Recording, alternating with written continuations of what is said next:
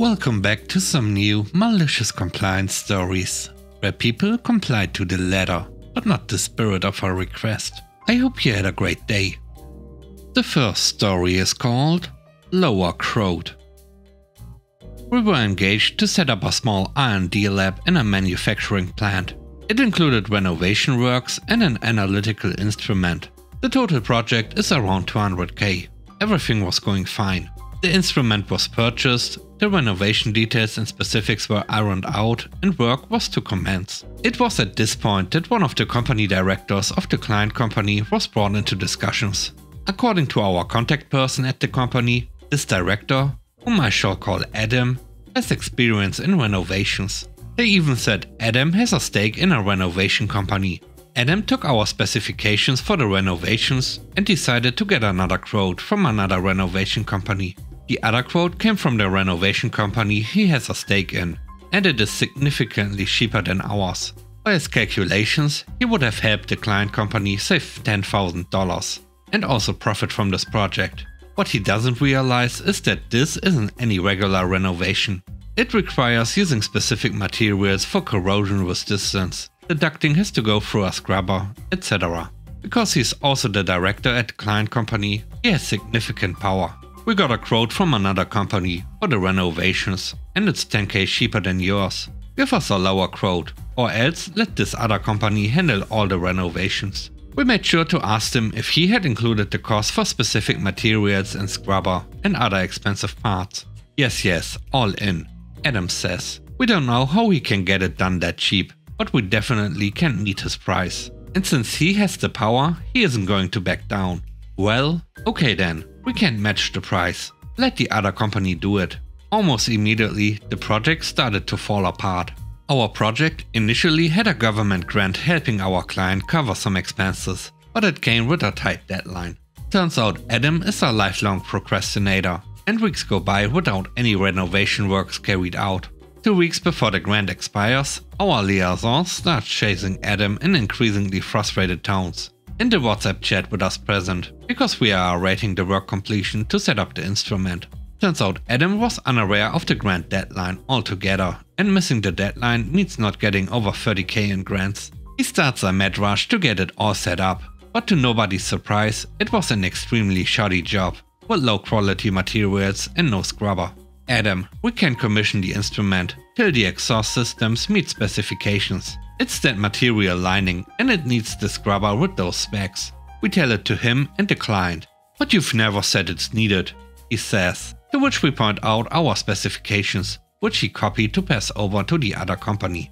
Adam had to take down part of the renovations, which made the client miss the grant deadline. The renovation company spent even more money than our quote to purchase all the right materials at the specs, and all this while the instrument is not usable. They are spending 10k per month sending their samples to a third-party testing center. So in this ploy to save the client 10k on renovations, they ended up paying at least 60k more in the end. Plus, Adam's renovation company made a loss on this project, but he deserves it. The next story is called Increased Communication. We use WhatsApp on our work phones for communication between departments. We've been told to implement visual communication and to share pictures of every activity and project we work on. They started saying we weren't sharing enough, and the management never knew what we were doing at any time of the day. We all thought we were communicating pretty well, and our direct supervisor didn't think it was an issue, but their boss wanted it, so it happened. Basically, our chats became cluttered with way too many pictures and updates. Instead of stating, test machine started for the 15-minute cycle, we were getting updates that it was still running every few minutes. This gets really redundant and makes you get information fatigue, and you start to miss actual important stuff. So people got passive aggressive and started posting updates like, walking to the front door, or I am leaving work at 5 PM today, every morning, when we always leave at 5 PM every day. It got really silly when we started getting pictures of people's cars in their driveways when they got home after work. I have arrived at my living quarters in preparation for returning to work upon the next shift. I even got brave enough to send them a picture of my dog in front of our laundry machine once to announce I finished a load of laundry with my dog's help. They lowered their expectations after a few months of this on what we had to report. Basically, we are back to succinct and important posts only, rather than play-by-play details of our every move. The third story is called Accident Report. A few years back, I was the manager of a maintenance crew at a semiconductor factory. One of the techs, Fred, was about 55 years old and carried a few extra pounds. Let's just say Fred didn't waste time or money on a gym membership. One morning, Fred came to work. As he exited his car, he felt a twinge in one knee. As he crossed the parking lot, the twinge turned to a pain and increased with each step. By the time he entered the building, he could barely walk. He clocked in and then called me to say he couldn't walk. Per protocol, we called 911 and sent him to the hospital to get checked out. Nothing major, just old joints, so he was back at work the next week. I thought we were done, but it called the plant safety officer on the plan. I got an email saying I needed to submit an accident report. I called the guy to try to explain, but he was adamant the form needed to be filled out and filed. Okay, you want it? You got it. Most of the form was easy. Who had the accident, where did it occur, etc. For the accident description, I just entered what happened. Then came the fun part. What can I do to ensure this doesn't happen in the future? I said I wasn't sure. We could fire anyone over a certain age. Perhaps send Fred to car accident classes or remedial walking classes. Or maybe set up a shuttle so that people would not have to walk. The finished form was electronically filled out and is now a permanent record. The next week I got a visit from the safety officer. He had read my report and was confused. Did Fred slip, trip or fall?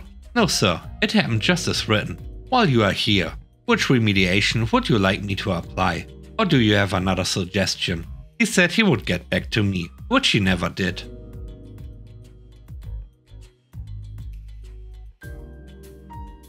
The next story is called Chargeback.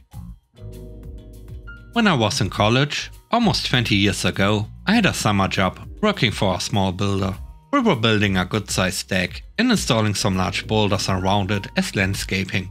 The guy driving the equipment used to move the boulders back into the side of the house. A window and part of the wall were destroyed. The corner of the equipment was about a foot inside the living room. The guy we were working for explained everything to the homeowner and promised it would be fixed as soon as possible. He even put it in writing at the homeowner's request. The homeowner was upset, but seemed pretty reasonable and understanding. We were there till almost 10 PM that night, building a temporary wall and covering it with plywood. The owner and one other guy went back the next day to make it look a little nicer.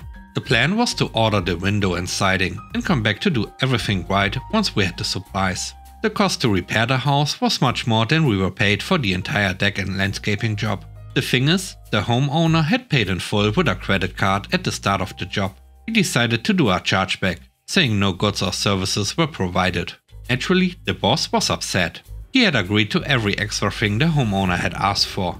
Replacing another unbroken window so they would match, replacing the carpet in the entire room, even though it wasn't really damaged, repainting the entire room, a hallway and 2 other rooms that were the same color so they would match, and a few other things. The next time the homeowner called him for an update, boss told him that he had received the chargeback, saying no goods or services were provided by him, so it must have been some other company that did the work. He told them to call the other company and stopped answering the homeowner's calls.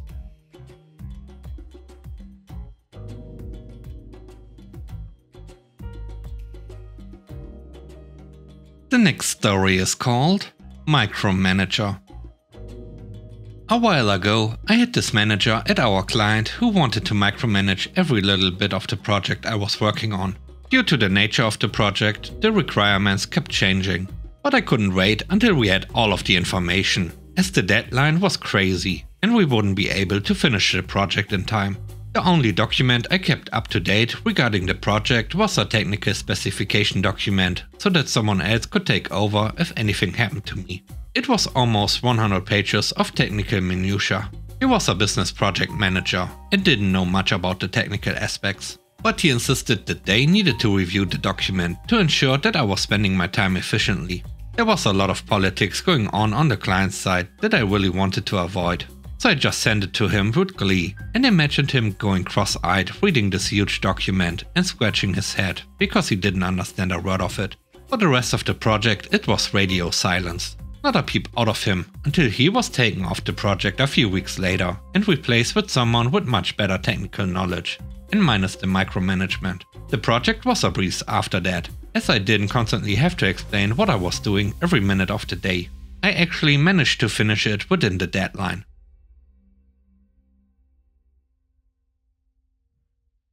The last story is called Too Much Management.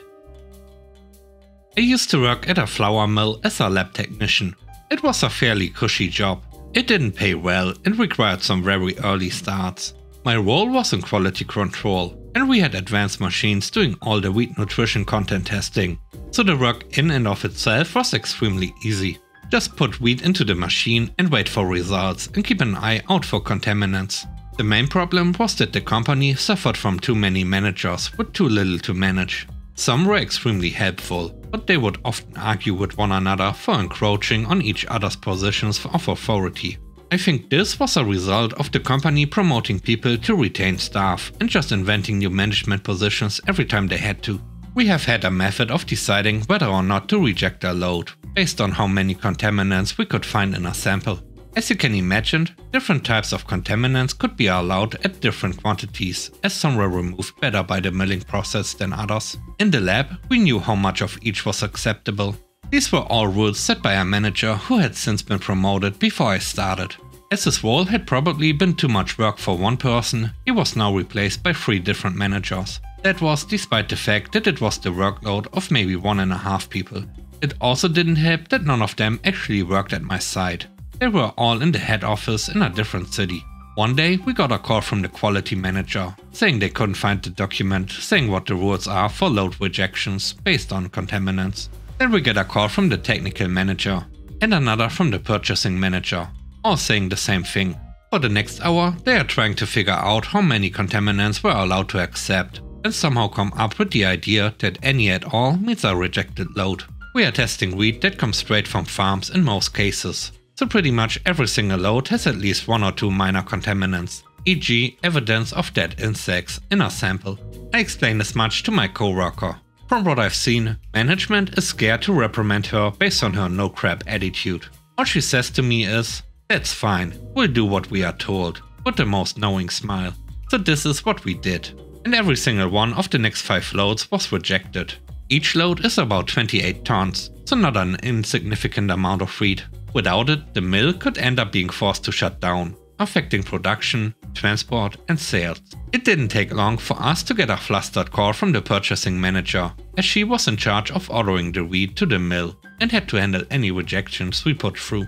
My coworker calmly explained to her that we were doing what we were told and that we had the contaminants bagged if she needed proof as to why we rejected the loads. She got hung up on. Fast forward to about 10 minutes later, and the technical manager sends us an email saying to keep doing everything as we had before. I'm not too sad to have left the company. My new job pays better and doesn't require any early starts, but I definitely miss that coworker.